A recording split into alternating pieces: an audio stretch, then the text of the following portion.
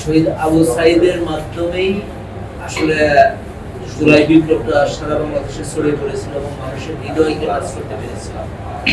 সে রক্ত দিয়ে আমাদেরকে ফ্যাসিজম থেকে মুক্ত করেছে, রক্ত দিয়ে নতুন বাংলাদেশ গড়ার ভিত্তিটা স্থাপন করেছে। আমার দৃষ্টিতে জুলাই বিপ্লবের সবচেয়ে টার্নিং পয়েন্টটা ছিল এই আবু সাঈদের শহীদ হওয়া। আবু সাঈদের শহীদ না হলে এই আন্দোলনটা হয়তো কোটা বিরোধী আন্দোলনে থেকে যেত এবং সরকার যদি কোটা দাবিগুলো মেনে নিত তাহলে আন্দোলনটা স্থগিত হয়ে যেত, আমরা ফ্যাসিজমের থেকে বেরোতে পারতাম। কিন্তু শহীদ আবু সাঈদের রক্ত আমাদেরকে এমনভাবে এই আন্দোলনটাকে গড়িয়ে দিয়েছে যেটা শেষ পর্যন্ত আমাদের মুক্তির আন্দোলনে আমরা আমাদের ঢাকা কাস্টম হাউসের সব কর্মকর্তা কর্মচারী আমরা সিদ্ধান্ত নিয়েছি যে এই দিনটাকে আমরা রক্ত দিয়ে স্মরণ করব। এবং রক্ত কার বেশি প্রয়োজন? যারা হাসপাতালে রোগী আছে তাদের প্রয়োজন, আর প্রতিদিন প্রয়োজন, প্রতি মাসে প্রয়োজন বা প্রতি সপ্তাহে প্রয়োজন হলো এক ধরনের রোগী যারা থ্যালাসেমিয়া। আমার এক বান্ধবীর দুটো সন্তান আছে, তার দুটো সন্তানের থ্যালাসেমিয়ায় আক্রান্ত। আমরা দেখেছি যে একটা সন্তান মারা গিয়েছে, আরেকটা সন্তান এখনো বেঁচে আছে, 13 বছর 14 বছর বয়স। তার রক্তের জন্য কি স্ট্রাগল করতে হয়, রক্ত একটু রেয়ার গ্রুপ, খুবই কষ্টকর, আমাদেরকে যুদ্ধ করতে হয় রক্তের জন্য। থ্যালাসেমিয়া ফাউন্ডেশন মাঝে মধ্যে তাদেরকে সাপোর্ট করে। সেই চিন্তা থেকে আমরা চিন্তা করব সবচেয়ে বেশি রক্তের যার প্রয়োজন তাকেই আমরা আজকে ডাকি। সেই হিসাবে থ্যালাসেমিয়া ফাউন্ডেশনের সাথে আমরা যৌথভাবে রক্তদান কর্মসূচি আয়োজন করছি এবং এইটা আমরা উৎসর্গ করছি জুলাই বিপ্লবের সকল শহীদদের প্রতি, সকল আহতদের প্রতি, বিশেষ করে জুলাই বিপ্লবের মূল ঘোড়ানো শহীদ আবু সাঈদের আমরা সবাই দোয়া করি আমাদের শহীদ যারা হয়েছে তাদের জন্য আল্লাহ শহীদ হিসেবে কবুল করে জান্নাতের উচ্চ মাকামে স্থাপন করেন এবং যারা আহত হয়েছেন তাদেরকে দ্রুত সুস্থতা দান করেন।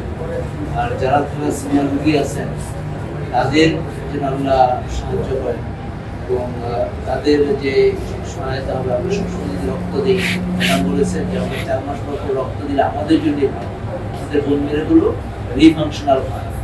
তো আমরা সবাই রক্ত নিয়মিত দেব এবং আজকে আমি আশা করছি আমি নিজে রক্ত দিয়ে উদ্বোধন করবো এটা।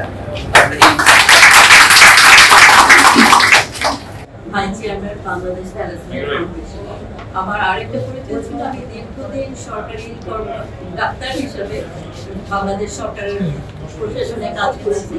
আর তারপরে এখন অবসর সময়ে আমি এখানে পরিশ্রমটা মানে আমার জীবনটাকে আমি এটা চাই যে বাংলাদেশ যেন একটা সময় থ্যালাসেমিয়া মুক্ত হয়।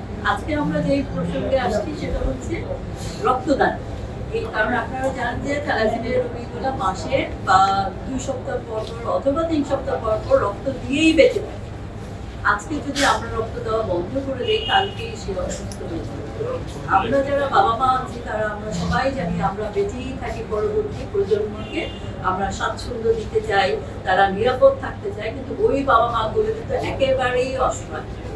আমার বা আপনার দাঁড়ে তাদের সবাই রক্ত দেওয়ার জন্য। আর আমরা সবাই জানি যে এখন আমরা অনেক বিজ্ঞানে অনেক আগানো, আমরা চাঁদে গিয়েছি, মঙ্গল গ্রহেও যাওয়ার চেষ্টা করছি, কিন্তু এখন পর্যন্ত এটা বোধহয় সৃষ্টিকর্তারই বিধান, মানুষের রক্ত ছাড়া কিন্তু আর কোথাও রক্ত দেওয়া যাচ্ছে না। তাইলে মানুষকে কিন্তু আপনার আমার সবার দ্বার প্রান্তেই আসতে হয়।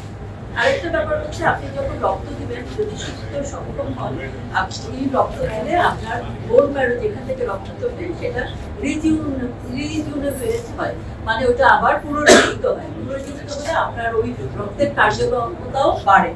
আর আমরা যারা আছি তারা তো পরীক্ষা করেই নেবো, 5টা পরীক্ষা করবো, প্লাস হিমোগ্লোবিন, আমাদের বাংলাদেশে কিন্তু হিমোগ্লোবিন একটু কম, ওই পরীক্ষাটা করেই আপনি শুধুমাত্র নিরাপদ হলেই আমরা রক্তটা নেব। এবং আপনাদের জানা উচিত আমাদের শরীরে সৃষ্টিকর্তা কিন্তু 1 থেকে 1.5 লিটার এই রক্তটা কিন্তু রিজার্ভ রেখে দেয় ব্যাংকের টাকার মতো। কারণ সৃষ্টিকর্তার কাছে আছে যে যদি কোনো হঠাৎ করে রক্তক্ষরণ হয় সে যেন মিট আপ করতে পারে। আর আরেকটা ফ্যালাসি হলো যে ওটা যদি আপনি না দেন 120 দিন পরে ওটা নিজে থেকেই ভেঙে যায়। তার মানে হচ্ছে ওটা কিন্তু আপনি ব্যাংকের টাকার মতো আবার কুক্ষিগতও করে রাখতে পারছে না, ওটা কিন্তু ভেঙেই যাচ্ছে।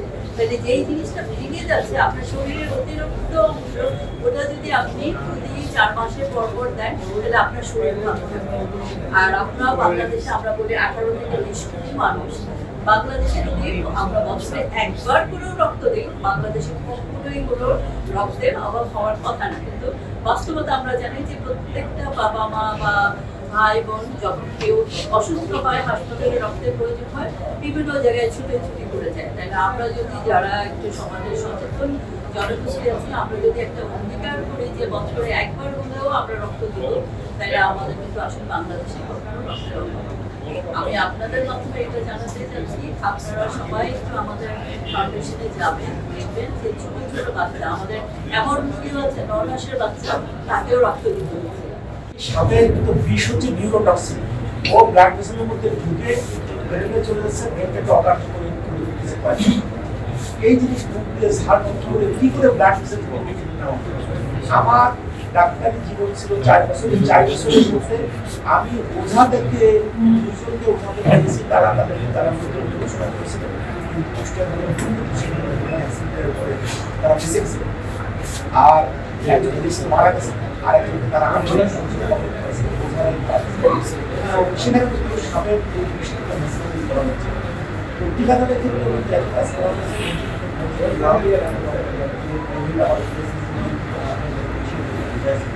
থ্যালাসেমিয়া মানুষ শুনলে, যেমন শুনে আমাদের বন্ধু আমার সাথে মর্মের বন্ধু শুনে কাজ করে যে স্যার আমি যে বাহক, এটা যদি আমার শ্বশুর জানতো তাহলে স্যার আমার যে মেয়ের সাথে দেখাশোনা করেছি এই মেয়েও আমার থেকে পালায় চলে যেত, আমিও পালায় চলে যেতাম, আমার শ্বশুরও ওই মেয়েকে নিয়ে পালায় চলে যেত। পরে যখন জানছে তখন বলছে বাবা তুমি বাহকটা আমাদের সাথে বড় না, তখন তাকে বোঝাইতে হয়েছে আপনার মেয়ে সুস্থ, আমি বাহক, এই বাচ্চাদের কোনো থ্যালাসেমিয়া রোগী হবে না। এবং তার কিন্তু আলাদা বাচ্চাদেরকে সেই টেস্ট করা হচ্ছে, তারা নর্মাল সুস্থ মানুষ হয়েছে। তো এখন নাটকের চমৎকার নাটকে দেখলাম যে আমি যখন জানতেছি যে আমি সুস্থ নিয়ে করতে পারি, মানুষ সুস্থ একটা ভাব, আমি একটা ভাব করে দিয়ে করতে পারি, তাহলে রুগী হবে না। রুগী না হলে কোনো সমস্যা নেই। আমরা হয়তো অনেকে জানি না, আমাদের মধ্যে কিন্তু অনেক বাহক আমরা দিয়ে যাচ্ছি, বাহক কিন্তু সমস্যা সন্তানটা কি হয়েছে, সেই সন্তান জন্য আরেকটা সুস্থ করতে নিয়ে ছোটবেলা থেকে বলে দেওয়া হয়।